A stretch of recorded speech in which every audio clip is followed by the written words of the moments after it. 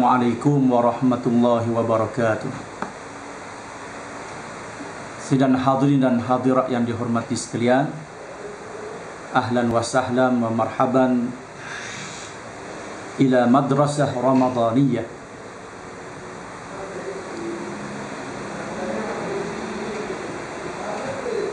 Alhamdulillah wa bihi nasta'in wassalatu wassalamu ala ashrafil anbiya'i wal mursalin wa ala alihi wa sahbihi ajma'in, amma ba'd. Kita bersyukur pada Allah Subhanahu wa taala, Ramadan 1432 Hijrah telah kembali menemui kita, dan sebagai orang Islam tentunya kita akan merasa gembira kedatangan Ramadan Al-Mubarak. Kelebihan orang yang berpuasa di bulan Ramadan tidak dapat disangka lagi berdasarkan kepada hadis Nabi sallallahu alaihi wasallam, "Man shama Ramadana imanan wa ihtisaba, ghufira lahu ma taqaddama min zambi." Maksudnya sabda Rasulullah sallallahu alaihi wasallam, barang siapa yang berpuasa di bulan Ramadan dalam keadaan ikhlas dan iman, maka diampunkan dosanya yang telah lalu dan yang akan datang. Pada tazkirah Ramadan pada kali ini, saya ingin membawa hadirin dan hadirat kepada suatu hadis Nabi sallallahu alaihi wasallam yang berkaitan dengan al-jihad fi sabilillah. Sebagaimana yang kita tahu bahawa jihad merupakan goh kepada Islam.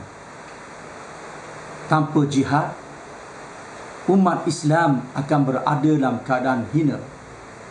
Sebagaimana dalam ucapan Sayyidina Abu Bakar As-Siddiq radhiyallahu anhu, ketika mana ucapan sulung beliau menyatakan dalam isi kandungnya antaranya, "Ma taraka qaumun al-jihad illa ammahumullahu bidzulli wal fasad."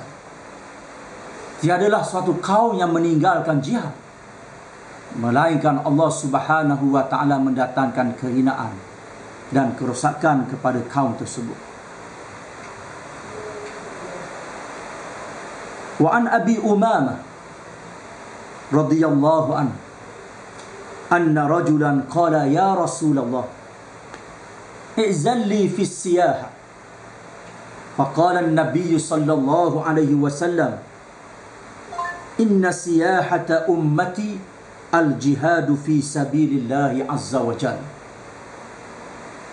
Daripada Abi Umamah radhiyallahu anhu bahawa seorang lelaki telah datang dan bertemu dengan Nabi sallallahu alaihi wasallam dan berkata, "Wahai Rasulullah, izinkan bagi aku untuk melancong." Maka sabda Nabi sallallahu alaihi wasallam, "Sesungguhnya pelancongan bagi umatku ialah al-jihad, berjihad pada jalan Allah azza wa jalla." Berdasarkan kepada hari ini menunjukkan kepada kita bahawa betapa besarnya kelebihan berjihad pada jalan Allah Subhanahu wa taala.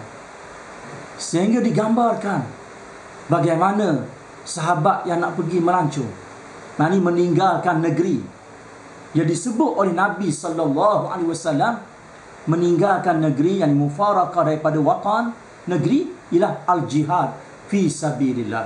Menunjukkan bahawa kelebihan jihad pada jalan Allah Subhanahu wa taala.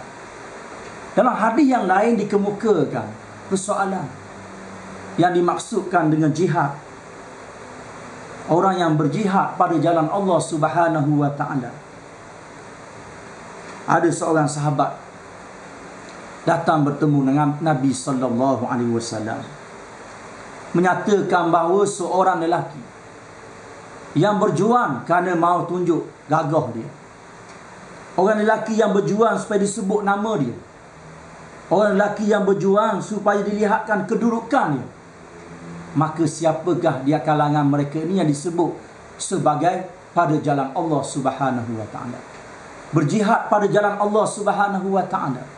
Lalu Nabi sallallahu alaihi wasallam menyatakan, "Man qatala litakunu kalimatullahi hiyal ulya fahuwa fi sabilillah."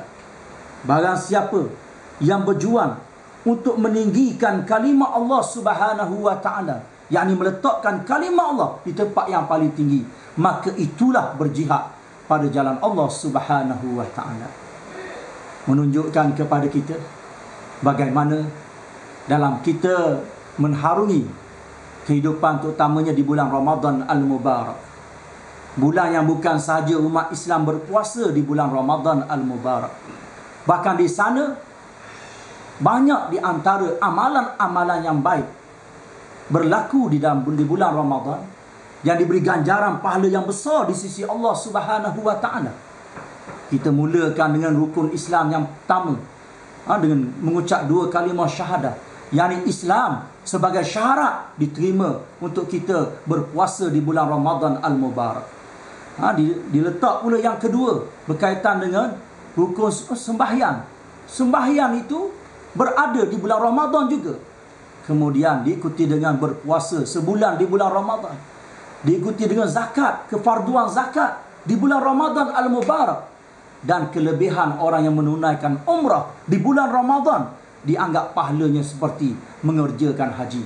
Menunjukkan di sini bagaimana banyaknya kelebihan-kelebihan di bulan Ramadan Al-Mubarak, dan tidak dikecuali juga di sana terdapat perkara yang dikaitkan dengan jihad pada jalan Allah Subhanahu wa taala, terutamanya sebagaimana kita tahu bahawa berlaku